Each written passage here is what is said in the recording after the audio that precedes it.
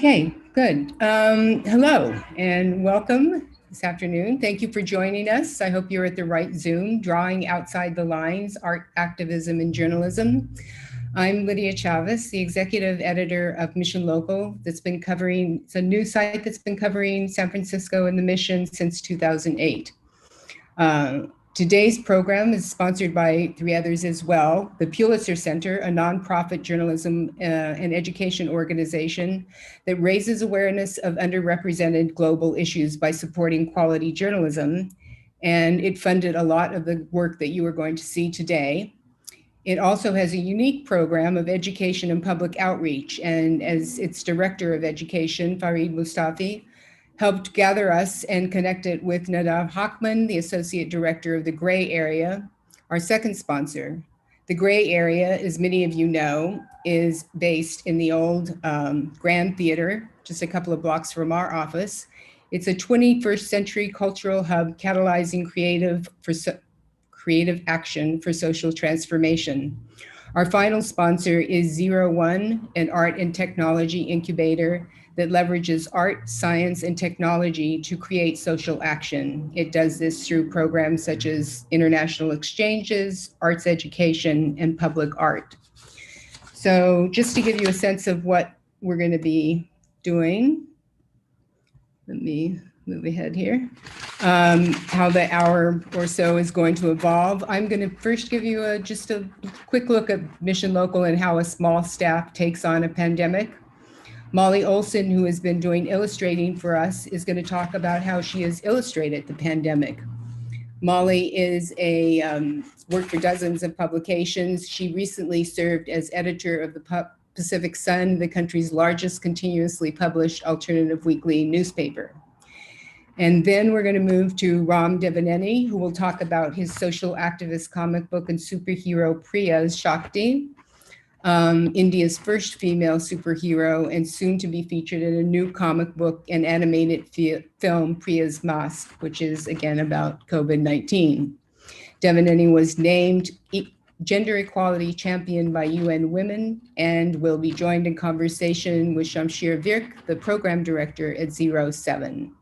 So after you've heard from all of us, we'll take your questions. If you have questions, you can sort of type them into the chat as we talk and we'll take them on. So this is where I focus on the Mission District in San Francisco. It is a district that is an amazing district to cover. It's one of the oldest neighborhoods. It is the oldest neighborhood in San Francisco, but it's also a neighborhood that was particularly vulnerable to an airborne pandemic. And that's because it has a lot of families, the highest number of families in San Francisco. It has 38% Latinx population, many of whom are working class, small businessmen and women, and families that live in high density, close, crowded together. It has a large number of struggling schools. So a pandemic, having to work and Zoom from home makes it particularly difficult for those families. Kids are already behind. So the pandemic hit the Mission District very hard. This is my staff, an incredible group of young reporters. I'm the only old one.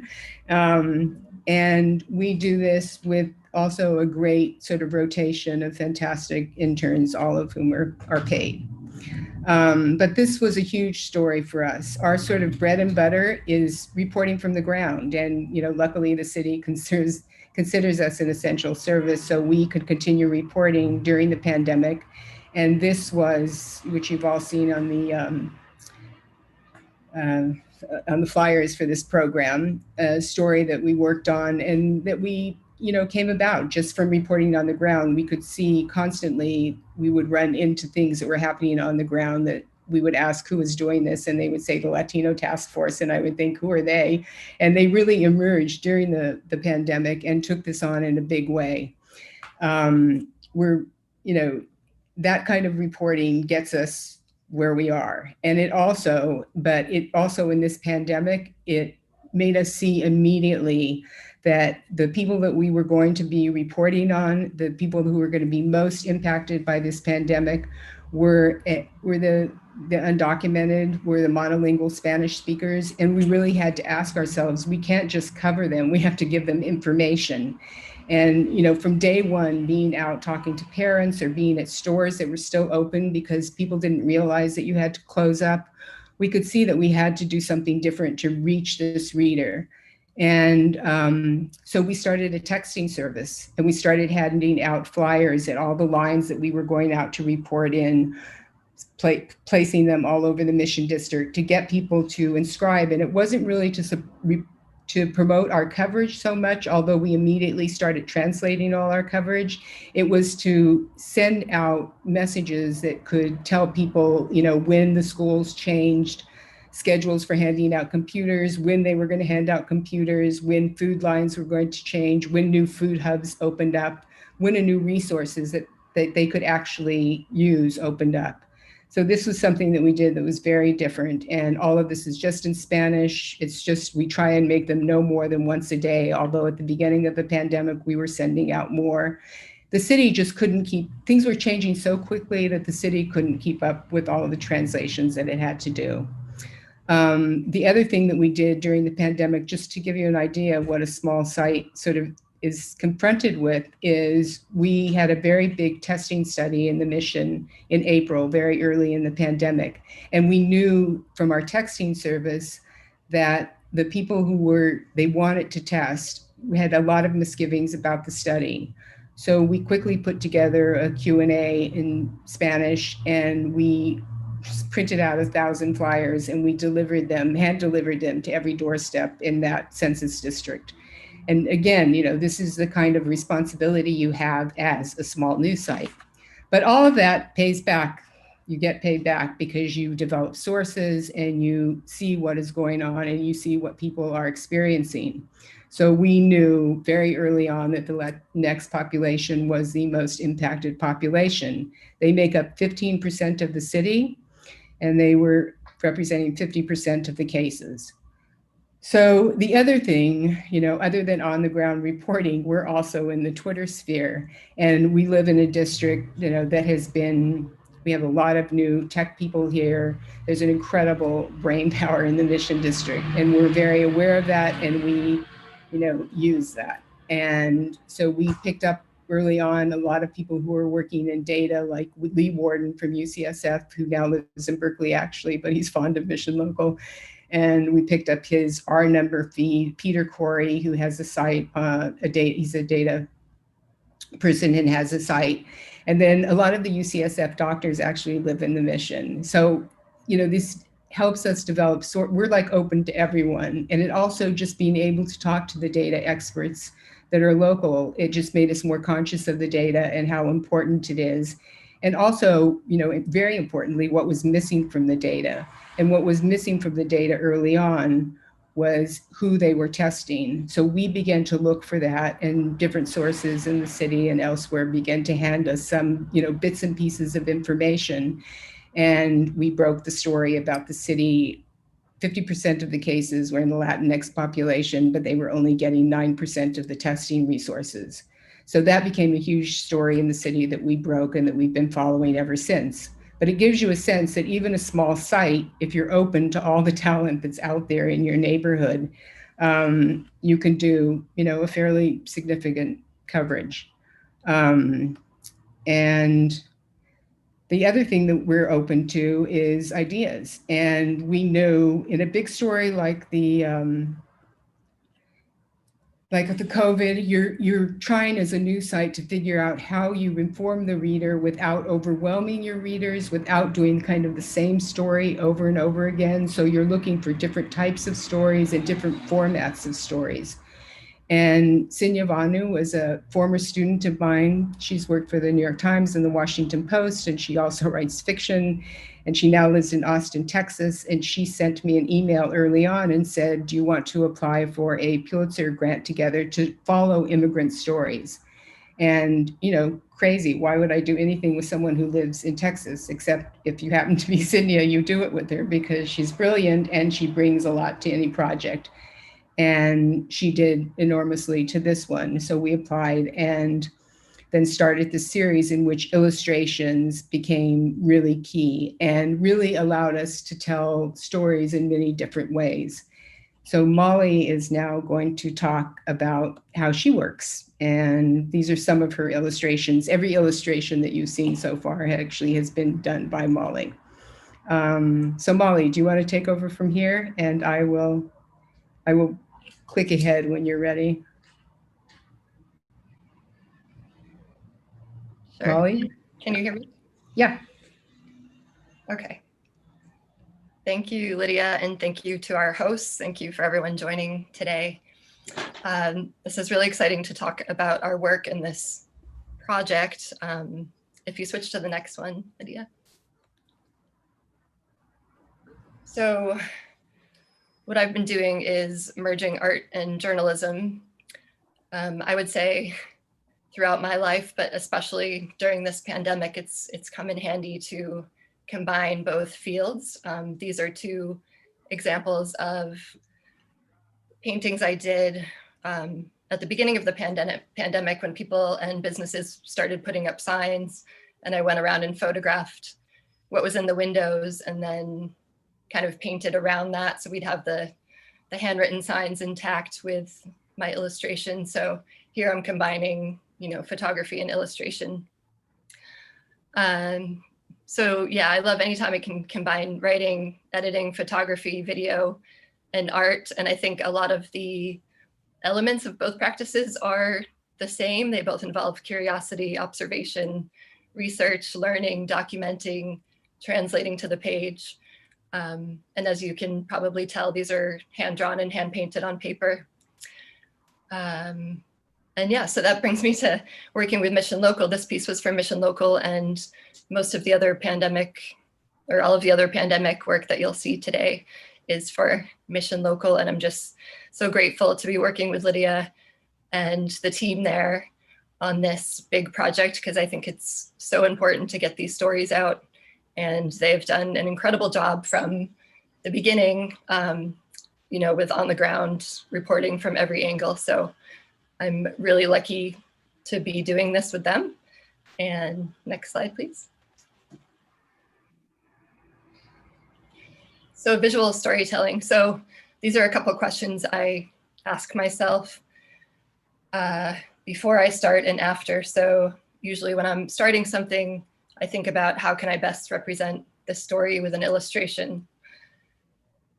And then after, well, before and after, will the work be visually striking and emotionally moving? And after, I would ask myself, is it visually striking and emotionally moving? Did I succeed in doing that? And I saw that phrase somewhere recently and I really liked it. And I thought, that's what I'd love my work to be. And if I can enhance print stories or other kinds of stories with my illustrations in that way, then I hope that the audience is, kind of thinking the same thing about them. So next slide, please. So here are a couple, some benefits of using illustration. It's nice to see publications that use illustration. I always admire when publications kind of mix it up and use illustration as well as photography. It works really well for a series like this. Our Mission COVID project, you'll see throughout the slideshow that these are kind of in a similar style, black and white on paper, maybe some color to emphasize some things. Illustration can draw people into a story in a way that I think photos sometimes can't, or illustration can kind of make the story more approachable or relatable and can hopefully have an impact on readers, especially when photos aren't available for stories like this. And in a lot of cases here, they weren't available. So yeah, just an innovative approach with so many different ways of communicating using writing and illustration here. The one on the left is from a story that Lydia wrote about a UCSF doctor who worked during the AIDS crisis and then pivoted to COVID using some of her experience from her work with AIDS. So that was the feature image on that one. And then the one next to it was a story about how a lot of Mission residents are finding it really hard to access money and resources, and they've had to jump through all these hoops. So these are two examples of using illustration in a way that, you know, we wouldn't be able to do something like this with photography. And so some challenges. It's a long process from reading the story to finishing the final piece, and I'll talk about that a little later when I show you one of my pieces from start to finish. But I love every minute of it. I don't mind that it's a long process because I completely lose track of time, and I love it. And I'm just, you know, grateful that publications also value this kind of work and believe that it adds to stories. So challenges, so sometimes there's limited information or access. I'm working on a current project that Lydia will mention later, but I'm not able to access the people or the locations that I was hoping to get to because of COVID. So I've had to kind of improvise with that and more depend on the subjects to send me photos and information and notes that I can use. So it's reporting in a new way. It's challenging, but also fun to figure out how to do it without having any access besides Zoom and email. People in story wanting to remain anonymous. So that last one was a story about Carla and her kids, a woman in the mission. And she didn't want to be identified. So I had a picture of her to work from, but this isn't her apartment. This is one that I use my imagination to make up, and also made up her kids. So yeah, a lot of it is using imagination and artistic license, we would call it, to make changes like this to protect the identity of people. Next slide, please. So my approach to illustrating a story is similar to how I might approach other kinds of storytelling, whether it's a print story, a photo essay, a multimedia video. I read the story at least twice. I highlight parts that jump out, take notes on characters, good quotes, visual details, visit the location or meet characters if possible. And then I take a lot of notes and photos to work from for reference. So these are a few examples. The top left was a story about love in the time of COVID. And then the bottom two were from a series called Distillations that I did for Mission Local, where every week we would have a writer write about a bar in the mission, and then I would illustrate it. So I would kind of pick out details from the story and think about if it would be at day or night, taking things from the stories, like on the right, the red telephone and the record player and the piano player. So things like that we can use illustration for. Next slide, please. And then I would, do a lot of research about the place and the characters. A lot of Google searches. I have some really weird Google searches, and you'll see later what I mean when I say that I did a Google search for brands of toilet paper and women fighting and man pointing and things like that. So I use whatever I collect to kind of help me do the illustration on top of my imagination. So I brainstorm, I sketch some ideas, I see what works best, and then I take the best sketch and start the final painting, thinking about color, composition, foreground, middle ground, background, perspective, paint application. And I'll show you in examples later how I thought about these things in the examples. I also think about what kind of story it is. Is it playful? Is it dark? Is it funny? And try to communicate that. So in the top left example, that's an ongoing series that it's called it's called Grand Rounds by the UCSF Department of Medicine, and doctors get on Zoom every Thursday or every other Thursday and talk about the latest in COVID research and testing. And so I watch the Zoom and learn a lot about COVID, and then take their heads and superimpose them on an illustration. So that's an example of, something more playful and fun. The one to the right is used sometimes on Mission Local that I did a long time ago can be used for something like an obituary. Yeah, it was maybe your very first, because there were then many more police shootings, and people would put up little altars, and then we would use your this on the posts. It was fantastic. Yeah. Thanks. So something like that can be, used again for a sad or tragic story like that. And then the bottom one was it was a two-part story about a man named Maurice Caldwell, who was wrongly convicted of murder, spent about 20 years in prison, and the city of San Francisco he was released from prison, but the city is still fighting the case. And so here's an illustration of him kind of walking out of jail, but encountering, hurdles and police tape, and, he's not very free in the eyes of the city. So this is an example of kind of having to go a little bit beyond representing something and dig a little deeper to find some things that I could include from the story. Next slide.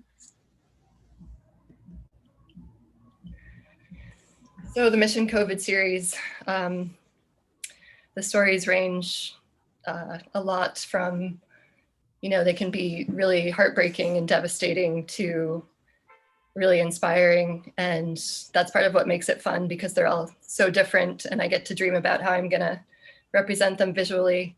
But as I mentioned, it's a long process. So the sketch at the top is a very rough sketch. My fourth sketch, you can see the number 4 on the left, where I just kind of get down really quickly my initial idea about what it might look like. And in this case, I've, labeled the people in the shadows, and I've made their gloves blue, so little splashes of color to remind myself that might be nice to emphasize something like that.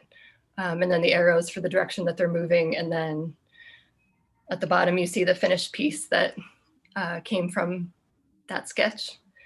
And it illustrates a lot of the lines that we've seen in the mission for people waiting for resources, food, things like that.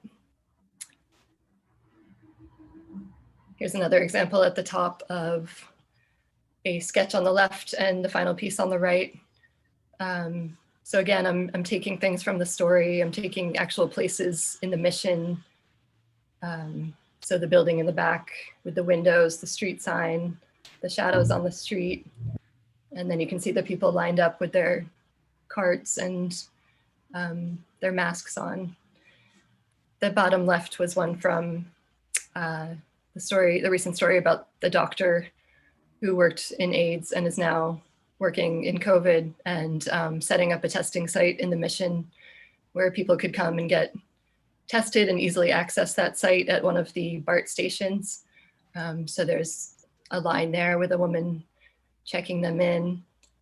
And then the one on the right is another story where the subjects wanted to remain anonymous. It was two women here, and one of them had a baby, and they were, talking about their challenges during COVID. And I had pictures of them, but I had to change their faces so you couldn't identify them to protect them. Next, please. So now I'm just going to go through some of the illustrations that were part of the COVID project. And this was one about a college student. This is her in her apartment with her dog, and pulling out details from the story. I included, her computer, her school books, her glasses, things like that. This is her space that she's in during the pandemic. And so this was the image that went with that story. Next, please. This was a story about a mother who had COVID, and then her son got COVID, but he also had an appendectomy at the same time. So you see a bandage on his stomach and his mom lying in bed with a cup of tea. And this is an example of where I was really thinking about the composition and how can I include both of these characters in the story. And I thought I'll show them in, one room together, both in bed. The son had mentioned something about how they had a playground outside, but it only had a slide. So I wanted to get that in there too. So in the foreground, you see the son, the middle ground is his mom, and the background is outside where you can see to his slide. This was a story about a woman who had a big family, but she didn't see them a lot. And then when the pandemic hit, they started having more time together in the home. And she was really thankful for that, for having time to, cook dinner and share it with them at the table. And so this is the main character, the mother in her kitchen. She mentioned having 4 tomatoes and 3 potatoes. So, and how, how she was gonna cook with those that night for her family. And so that was the lead illustration. And then further down in the story, I did a smaller one in color of the tomatoes and potatoes to break up the text.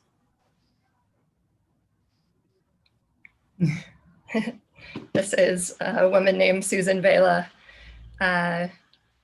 This was a great story about a woman who, she's blind, and she was volunteering at San Francisco General and kind of showing people to their places.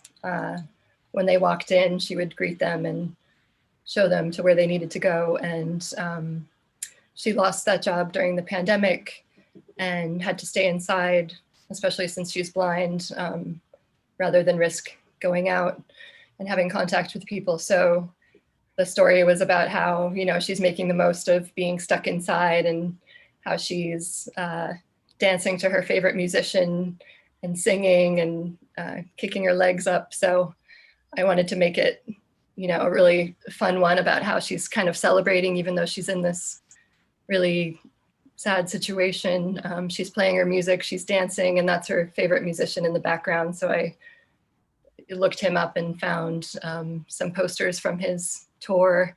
She mentioned having about 30 posters of him in her room. So I wanted to get at least a couple in there with her in the center. So, since we're a little bit running short on time, but I really wanted you to just take us quickly through how you did a completely illustrated story. And it was a story that when I read the story, I thought, oh God, this is for Molly. She'll turn this into a beautiful piece. And she did. So maybe you could take us we're a little short on time, but how you did that and what the process was, because this was completely illustrated. It started as a print story, and then it went entirely to an illustrated story. Okay, so this was the first illustration of the piece. So if you look at it on Mission Local, you can scroll down from the top. So this is the top one, and as you scroll down, you see the illustrations come up with text on them, and together they tell the whole story. Next slide, please. So it's the story of a grocery store in the Mission District during the pandemic. And this is the process of turning a print story into an illustrated story. And I'm sure not everyone works this way, but this is how I work, keeping in mind my background in journalism and art together and merging them. So on the left, I went through the story and highlighted or put in bold a lot of the things that I thought would make for good illustrations. And then on the right, you can see a lot has been slashed in the editing process because the story was too long to illustrate. So we had to cut out a lot of it and pick out, the parts that would best tell the story. So the right is the editing process. Next comes the editing and planning. So these are just some of my short form notes that I actually took from my computer.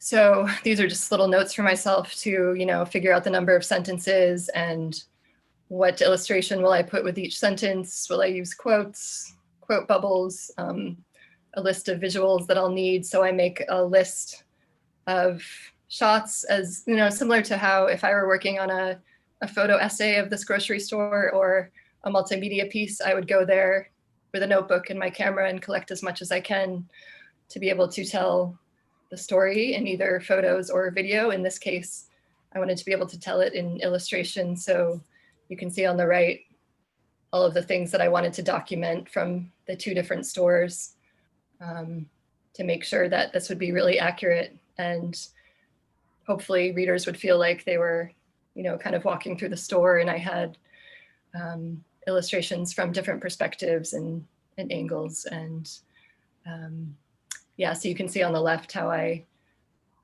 cut it, it's cut down to what the text is going to be in bold, and then what the illustration next to it will be. And those changed a little bit as I went through the process, but you'll see that.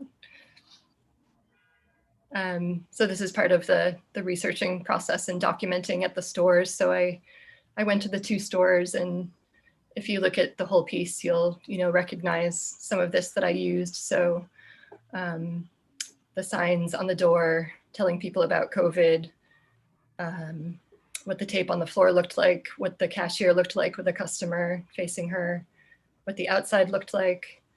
The bottom right is the bean and rice aisle, which I wanted to get a shot of because it mentioned how the store quickly ran out of that stuff. So what I did was I used that photo, but I had to make it, I had to make the shelves more empty. So again, artistic license there.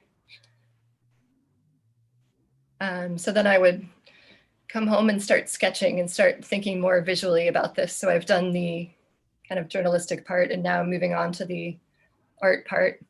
So I'm back in my studio, and this is an example on the right of my sketchbook. It looks really messy, but to me it makes sense, and I do it in pencil so I can change things as I go, as I come up with different ideas.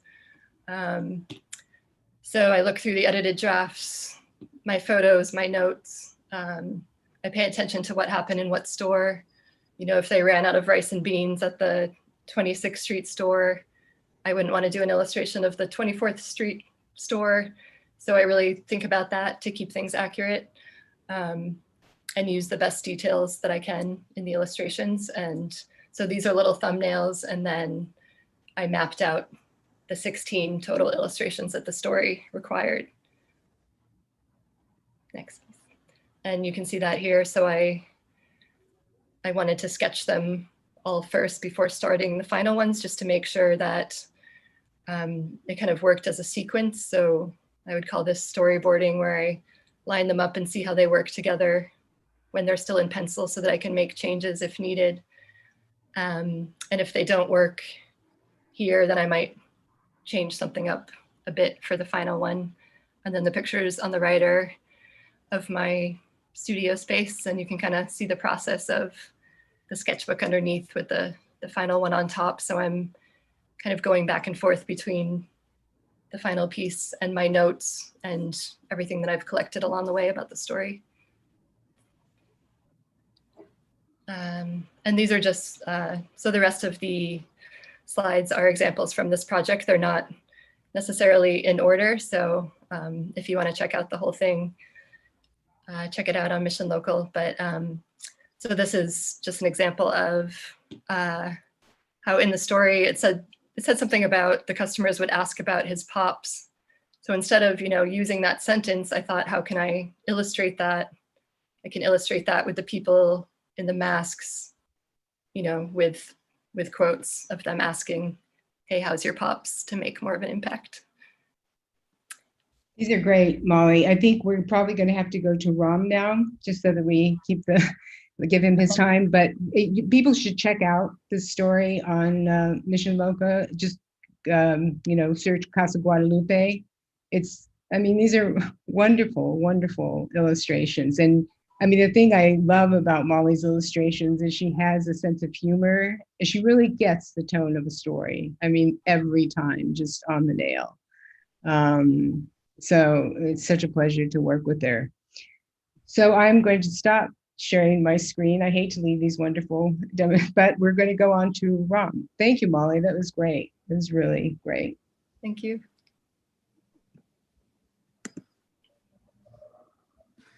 Yes, hi everyone. Let me bring myself up. I guess I have to pin myself. There we go. Hello, my name is Ram Devineni. I am going to start the shared screen here. Um, yes, this is not exactly how I look normally, but for this presentation. So my name is Ram. I'm the creator of a female superhero. I'm going to just briefly talk about how it sort of came about and then go right into the new comic, which is about COVID-19. So this is the character. She is India's first female superhero. It started for me, this whole project started back in 2012. Some of you might remember there was this horrible gang rape that happened on a bus in New Delhi. I was in New Delhi at that time. I'm a documentary filmmaker, was working on some other projects, and I got involved in the protests that were happening all over the country. And at one of those protests, I spoke to a cop and I asked him what he thought about what was happened on the bus, and in particular what was happening around. And he said something that really got me started. He said, "No good girl walks home alone at night," implying that she either deserved it or she provoked the rape. Now, she eventually died from the injuries. And I mean, a lot of you know it got international attention and news. And I wanted to figure out a way to tell this story, especially to focus on gender-based violence and reach young people, because there was, even though what the cop said might have been indicative of a lot of people's perceptions, there was still a lot of young people protesting and who really wanted systematic change. And I wanted to really capture that energy and that spirit and reach more of them. So this led me as a documentary filmmaker to sort of traveling around and exploring this topic, and eventually talking with sociologists, NGO workers, social workers, philosophers, poets, and then eventually with gang rape survivors. And those stories really helped formulate this idea that what I wanted to do. I wasn't sure if I was going to do a comic book or not. You know, art is never such a linear process. It can be messy at times. So it definitely was. And there was many different incarnations until I sort of came up with the idea of doing a comic book. So one of the clear things that I learned from talking with survivors is that the shame was always put on them, that the burden was always put on them, and they almost had to relive the trauma of what happened to them by trying to get justice. And I wanted to create a story where the characters were the survivors who would be able to tell their stories and really challenge societal perceptions about rape and about women. This is sort of just some of the basic numbers of the cases. 34,000 reported cases in India, but only 21% of them actually make it to trial. Now, obviously, 34,000 is the reported cases. There are so many more that aren't even reported because of the stigma surrounding rape. Eventually I came up to the incarnation, the idea of doing a comic book. And this came from me as a child growing up in India, reading Indian Hindu mythological tales, which were incredibly popular. And one of the common motifs of all of these was that a village girl, woman would get into trouble in some way and would often call upon the gods, the Hindu gods, and often the gods would actually cause more problems than actually help. And this sort of became the structure of what I wanted to get at. And I looked at American comics, and I mean, obviously everyone knows Wonder Woman, and maybe some know Power Girl. And I quickly realized that I couldn't go this direction. Like, if I wanted a very strong female character, I couldn't, and especially if dealing with sexual violence, I couldn't sexualize the character, which is a very typical thing that happens in American comics. So this eventually led to me creating Priya, who is a survivor of gang rape. And eventually she calls on the gods come and help her, but cause more problems. And she realizes that it's eventually up to her to sort of take on the struggle. And there's a very clear thing at the very end where she's thrown out of her village and she's living in the jungle and she's being stalked by this tiger. The tiger represents fear. One day she climbs down from the tree, looks the tiger in the eye and speaks a very powerful mantra. And the tiger turns from fear into Shakti, or power, and she rides a tiger back into town. At first, everyone's scared, but eventually they start following her, and she becomes she becomes a movement to fight gender-based violence.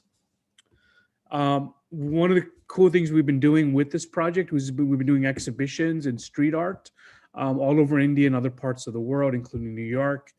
And all of the artwork that we created inside the comic book and also on the street is augmented reality. So we were doing this almost 3 years before Apple even released AR on their phones.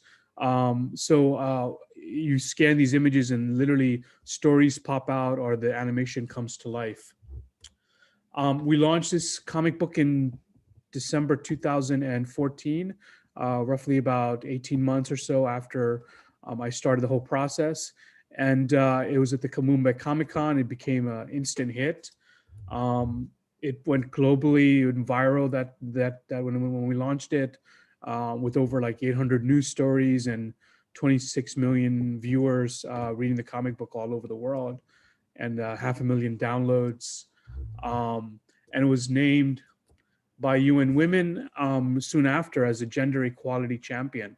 This was literally maybe a couple weeks after we launched it because of the success of it. We were recognized by the UN even before Wonder Woman was recognized. So it led to a second and third comic book, which came out roughly a year and a half after that. The second one was Priya's Mirrors, which dealt with acid attacks. And this came from my interviews with acid attack survivors, 4 of them that are up on the screen, 3 of them in India and 1 in Colombia. And they became not only the heroes, but the story of the comic book. And equally important, they became advocates for the project because I was telling their stories, but telling it in a very creative way. And the comic book became a catalyst, a tool in which they could get attention for what they were trying to do.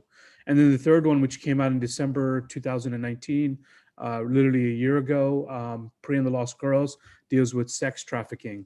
So we were launching that, and obviously the pandemic hit, and everything basically kind of shut down. Not just for us, but everyone in the world. And the U.S. State Department approached me about creating a 4th comic focused on the pandemic. And this was always a challenge because my methodology is to go out and talk with survivors. In the case of Priya and the Lost Girls, I worked with an NGO in Kolkata and spent time in the brothels in Sonagachi, interviewing women there and collecting their stories. So there's a documentary and obviously a journalistic element to what I do.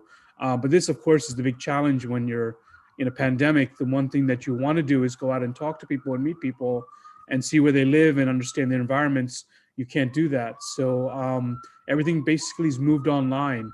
And I took sort of the stories that I've experienced and the people that I experienced through the pandemic being locked up.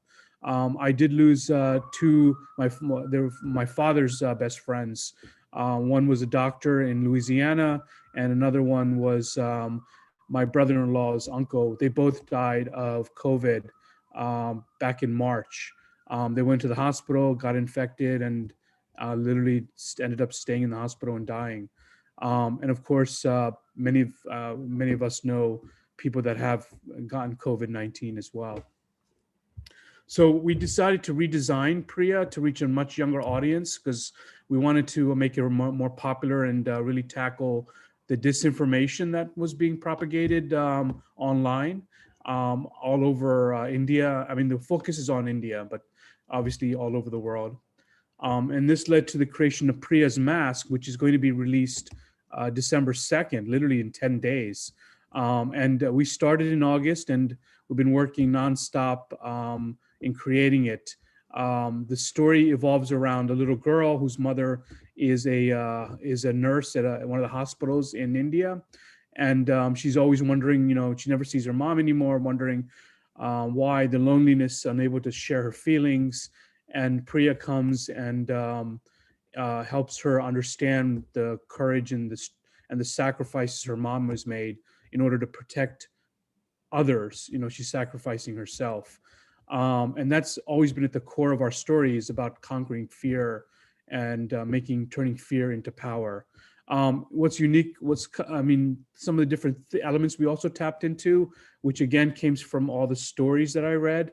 One of them is, when the pandemic hit, there was mass migrations outside of the cities in Delhi into the villages. All the working class people, poor people were forced to leave because everything was shut down. There was no jobs. Many of them were working labor jobs or working as servants. Now they had to basically leave. And this became a mass migration. We tackled that in a few panels. We also tackled the environmental issue, because one of the unique things, strangely and ironically enough, of the pandemic is the air in Delhi and other cities got clean because no one was around. You could see that in other parts of the world where things actually started getting cleaned up because there was no human interaction around. So this is another panel is the mother at the hospital and Mina going there and understanding what she has to do.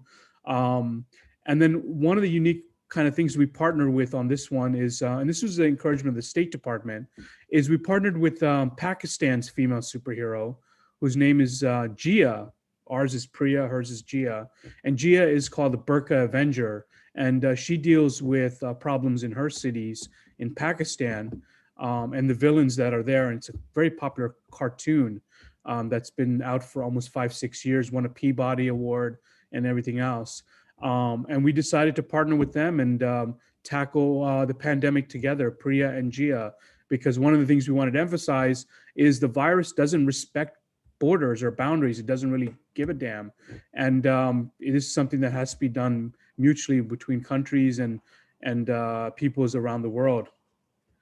And just going back, one of the things we also were able to do during this time is we ended up making a 2-minute animated film around Priya and the little girl and her mom.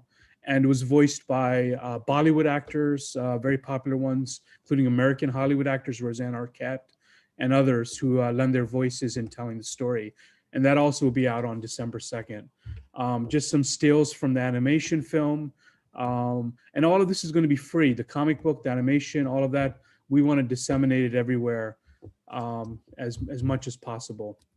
We're also doing a lot of augmented reality because obviously everyone is now digital. As you can see from me, I have a tiger's face, and we're also doing these digital masks that anyone can download into their Instagram camera and put on the mask and share video or photos online. We're going to launch this December 2nd, and we really encourage everyone to do it. It's a very cool animated effect with your eyes turning green and everything else. And then lastly, I've been doing all these workshops all over the world, from Beijing to in San Francisco with Gray Area and ZERO1 and many others. We're doing a workshop on December 6th on graphic journalism and tech with another great artist, Dan Archer. And we're going to talk about how to do graphic journalism and how to use VR and AR in your comics. So that's it. I'm going to stop sharing and thank you. I look forward to talking more and having a conversation. Lovely. Thank you, Ram. Wow, that was brilliant. I don't know, Lydia, did you want to step in and say anything before we get going? No, I think you should get going on the questions. I'm anxious to listen. Great, great. Yeah, well, I'm Shamsher Verk. I'm the executive director of ZERO1, and I was invited to have a brief Q&A moment with Ram to talk a little bit about his approach to comics and journalism. And I should say that we know each other through one of these State Department programs. ZERO1 actually has for many years received a grant from the State Department to run American Arts Incubator, which is a media arts exchange for American media artists being sent to 6 countries each year around the world to run 1-month-long incubators to learn skills in media arts and apply those to social challenges and environmental challenges in their local community. So Ram was selected by us, was it last year now, to head to South Africa and use this really innovative and unique approach to comic book writing to using augmented reality and addressing real world issues in communities. So Ram and I know each other from that work. I've seen this in action with youth in South Africa. I'm curious to hear from you, Ram, a little bit more about the communities you're reaching with this work. You know, you mentioned your initial inspiration really came from those protests in Delhi against the gang rape of a woman there, and that you wanted this work to reach more youth, more people who resonated with that call for justice. I'm curious, who are you finding you're reaching with this work? Yes, well, initially, the first two comics, our goal was always to try to reach teenagers, and especially teenage boys, and that came from the fact that we were launching everything at Comic Cons, going to a lot of Comic Cons, doing a lot of online events with like pop culture related things. But I quickly realized from doing it and from getting feedback that it was reaching kind of all different ages of demographics, not just teenagers. I mean, it's been very popular with feminists, this whole series, and of course, social activists. So that was kind of a process of learning who you thought your audience was, and then eventually realizing who your audiences were.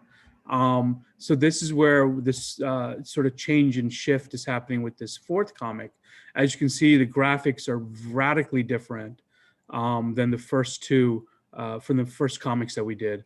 The first are almost kind of journalistic. It involved the artists we used incorporated photographs and of course his own graphics into it. But this one is going much more towards like Avatar style of comic drawing, Airbender and all that stuff, because we want to make this kind of shift and really go back to what our original idea of reaching much younger audiences are, and hopefully we'll do that. Oh, really interesting. I like it. You know, I just finished the Avatar series actually myself, so I can tell you it's good for all ages. Right.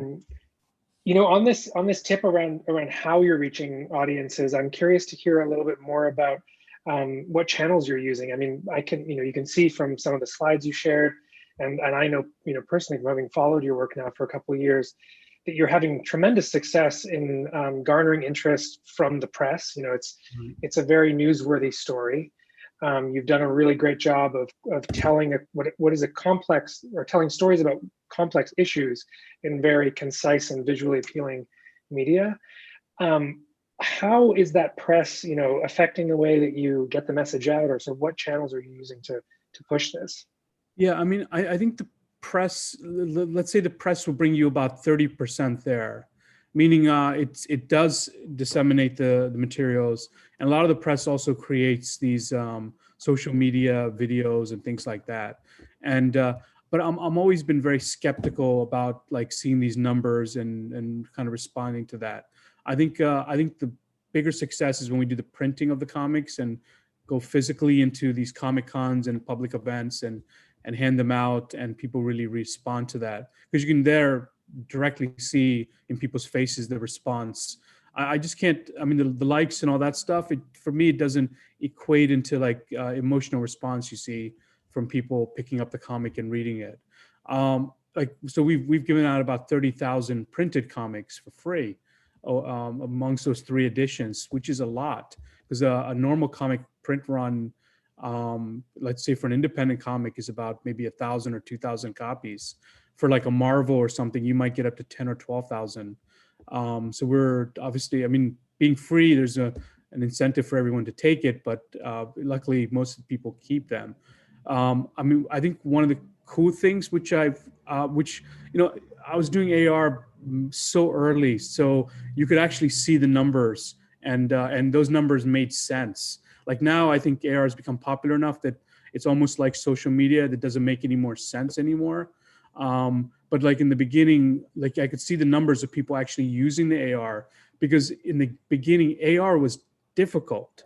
Like you had to first understand what it was, and then you had to go download the app, and then you had to actually understand what to do with it. so there was actually work that the reader had to do, and the first comic had almost 50,000 instances of the AR through the app Blipbar. So that was I think was real numbers, like real people responding, because I knew the work people had to do in order to experience that, and I think so. That was a cool part. I mean, I also know that AR was much more responsive to young people, because when we used to do it at the Comic Cons in like Mumbai and Delhi, when we showed them the AR, it just like totally, like it just connected with young people in like a visceral way, much more than more older people. So interesting. Yeah, I mean, it'll be fascinating to see what comes in this year. I mean, specifically, Apple's come out with the new iPhone that has built-in LiDAR and AR technologies that we haven't seen before. So maybe we'll see a huge uptick in interest in this kind of technology. But clearly, you've got evidence that even when you have to do the work of downloading an app and figuring out how to make it work, you're still getting significant engagement. That's exciting. Well, let's see, maybe like one more question before we invite Lydia and Molly to join us again. I'm curious, so I know that your background is in documentary filmmaking. You've also, clearly run collaborative art making projects in more of a sort of community-based format. I want to know more about how you do this as a group. There are other people involved in these projects. Tell us a little bit about your collaborative approach to making this kind of work. I mean, the comic book and everything we do is very collaborative. I mean, none of us work on it full time. I mean, including myself, meaning I make documentary films and other art projects. Even though I have a nonprofit, I do other work. But basically, once we decide on an idea and we get the funding to do it, I sort of round up the team. It's almost like an old Western or something. You round up the gang and then we start working on it, and usually it takes about 6 months, the whole process of doing it. And me being a good Bollywood filmmaker, producer, I always make the posters before the actual comic is done, so I can announce the release of the next comic. So it's very goal driven with a specific date. And I sort of force everyone, and they love it too, because I think all artists, especially I think more so nowadays in the pandemic era, want to see deadlines. Like they want to see work being put out, and with a specific goal in mind. So it's a group effort, and there's so many people that I work with who do specific things. I'm kind of like the manager of everything. I'm the high concept idea, and then I just bring all the people to do all the different elements in there, and of course I get paid too. Yeah. And a very successful grant writer, I know, as well. So that's if anyone's looking for tips on grant writing, Ram is your man. Great. Well, I would love to welcome Lydia and Molly back, and maybe as a segue, I can share an observation that came to mind as I was listening to Molly speak.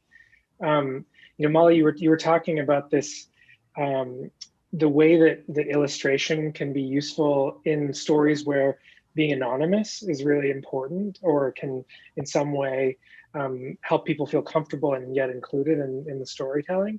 And I immediately thought of Ram's work, where not only are you protecting victims of sexual violence who may, for obvious reasons, want to remain anonymous, but you're actually also able to reframe who they are, to show them in a heroic light rather than painted as victims, from the get-go. So I'm curious. I don't know if that is a lead into a possible connective question, but I thought that was fascinating to think about how illustration can do more than just provide a face for the anonymous, but can actually help us rethink who these people are in the world. Do you want to respond, Molly? Did you have a general question, Shamsha? Well, let's see if I can be more concise. I mean, this idea of anonymizing characters through illustration that you introduced, I think is really useful on the face of it. And I'm curious if you've had experience or when you're doing that, maybe the question would be, how do you approach portraying these people? You know, is it about creating an accurate image of them? Is it about evoking something around their story that you want to shine through the illustration? I'm curious just to hear about how you do that, how you think about who they are if we're not supposed to really know what they look like. Yeah, in the case of the COVID project, one thing that really helped with that was that most of the characters have masks on. So as far as portraying them accurately, that didn't come into play as much as it would in other work. So I was thankful for that because those helped to kind of disguise people. But yeah, I would say the masks. And so since I can't really show who the people are visually, I'll really focus on pulling out other things from the story, other elements, like maybe the feeling that we get from listening to the mom talk about her feeling or her family and being at the table with them, and things like that that I can use in the visual to kind of depict the mood of the story, I would say, or the emotions that the characters are feeling without showing their actual faces. We have another question for you, Molly. How does Molly negotiate the demands of tight deadlines in journalism with the time needed to produce her art? It's a great question, because I know that some of those illustrations were done under a very, very tight deadline, including the one for the flyer for this presentation. Yeah, yeah, she stays up all night. No, sometimes, but no, the deadlines are not as tight on these stories because they're more like feature stories, whereas we're not kind of, you know, producing them and churning them out every day. I can kind of take my time from the time I get the story from Mission Local and read it, and take a couple days to think about it and sketch and research before I do the final one. And that, you know, that ranges. I mean, sometimes I have a week, sometimes I have a couple days. Sometimes Lydia will email me the night before. And you stay up all night and you get it done so brilliantly. It just adds so much more to a story, I think, when we have an illustration from you. So, and you also feel, I don't know, you begin to feel that some stories just deserve it. I don't know. But I have a question for Ram, which is, how many people are on a team to build a comic book? Oh, Ram, you might still be muted, I think. Yes, this one was more complicated because we had an animated film, so we had a whole animation team. But if you're just doing a comic book, like the comic book, I think it's about 6 people total, including myself, that do it. Illustrators and the AR producer, the writer, and then I try to get an outreach person as well if it's possible. Or that might come at the very end, or a PR person at the very end. The animation team, we had about maybe 10 people working on it for roughly about 3 months straight, creating the 2 minutes. So that was a much more expensive thing to do, but luckily we were pulled off. Right. And I guess you decide to go to animation, or you decide to go to, you know, video. When, like, what, are you trying to reach a different audience or just a different? Yeah, I mean, I think the comic book has a good reach, and I think this new style will reach much younger audiences, but it will nowhere at all match what an animated film would do, whether it's a short film or a longer film, especially with like movie stars. That could reach, you know, a comic book digitally online could reach maybe, if you're lucky, 100,000 downloads, or which that's a huge success, right? But an animated film online can get viewed by, you know, 30, 40, 50, 60 million people. Right. And especially the thing about a 2-minute film, because it's very precise, you'll know that people will watch the whole 2 minutes. Right. Not too taxing to watch 2 minutes. So exactly. I think in those 2 minutes you'll really get the message and understand why all of us have made these sacrifices, at least in the beginning of this pandemic, you know, come back to us. Let me see, there's another question here about a question about Mission Local from Steve. Does the text updates allow for subscribers to ask questions via text? If so, what kind of questions are people asking? Yes, it very much allows people to ask questions. And there are a lot of questions about, for instance, there was a program where people could sign up for, if you had a child, you could sign up for aid, but people weren't able to get through. So that they would say, we can't get through to this phone number. How do we get through? And so then we're able to do some investigation. And actually the best workaround we found for people, which we told them immediately, was if you have anyone who just speaks even bare English, to, when the operator says, click 1 for English or 2 for Spanish, click 1 for English, because a lot fewer people were clicking 1 for English. So, different things like that. But yes, it does allow them. We don't always have the answers, but we have a place to send them for answers. But we try and get the answers ourselves, especially if a lot of people are asking the same question. It might even produce a story. So, yeah. Any other questions from people? It looks like we have a question from Joshua. Oh yes, how much can you obfuscate the elements of a story before you reach the boundary of journalism and fiction? Well, for us, in a print piece, we can't at all. There's a really clear boundary, and the reporting in the pieces happened and people said what they said. And I think that, Molly can talk about taking a little bit of license from what she reads in the story to the illustration, but the story itself is grounded in fact, because we're not fiction tellers. It's much different if you're writing a comic book, of course. But Molly, you could talk about. Yeah, it is a lot different than fiction, and that's why I'm so careful when I'm working on these illustrations to pull out details from the story, the actual story, and not make those up, and be as accurate as I can, documenting the place where they are, or the issue or the topic. So the only thing I'm really making up in some cases is the person's face to protect the identity, but everything else is factual, and I am very serious about, accuracy. Sometimes you see an illustration and it maybe reminds you of a children's book or something like that that's fiction, but in this case, we're using illustration for journalism. So first we have to abide by the standards of journalism, and then comes the art process. Yeah, Molly is really unusual in that she has a really substantial fine arts background and she has a substantial journalism background. So she really understands both realms. It's not like I'm trying to have to convince an artist that we have to use facts. She already has training in that and understands that. And so, which makes it really great to work with her. I'd be curious to hear Ram's response to this question too. Just taking Yeah. these very real instances of gender-based violence in India, for example, and then turning them into fantastical comics that are influenced by, religious comic book traditions.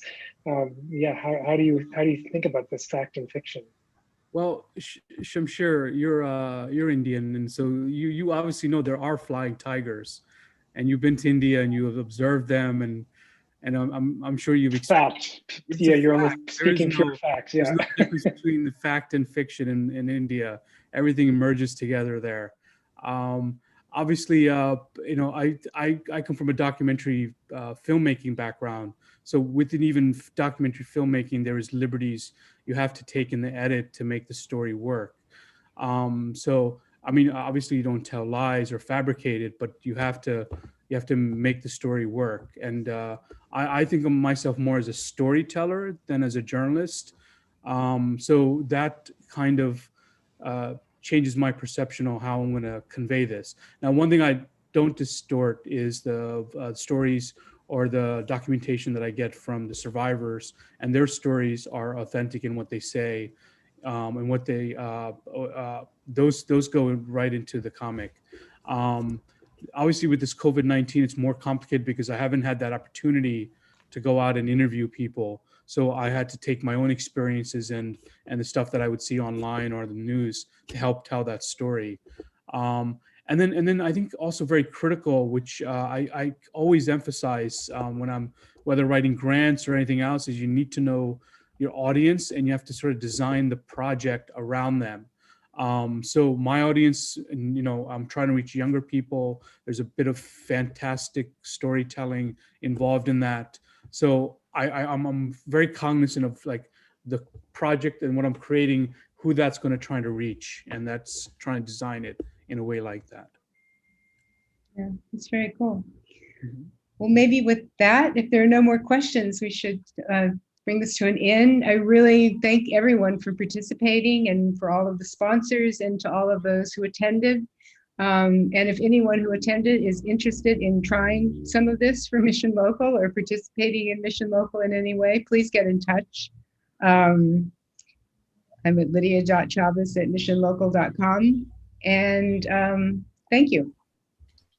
Yes, Thank you, December Lydia. 2nd is when everything is launched, so be on the lookout for it. Thank you. Yeah, Great. I'm excited to see it. Definitely. Thank you. I was also going to jump in with a plug at the end there, and thank you to Molly and Lydia for inviting us to join. But December 2nd, so Ram, your AR digital mask is launching, and then I dropped a link in the chat for all of you who are attending to Ram's graphic journalism and tech workshop that he's going to be teaching in collaboration with ZERO1 and Gray Area. That's a free workshop, so everyone's invited to attend, and you can learn more about Ram's approach. Great. Thank you. Take care. Thank you so much. Stay Thanks, safe. all.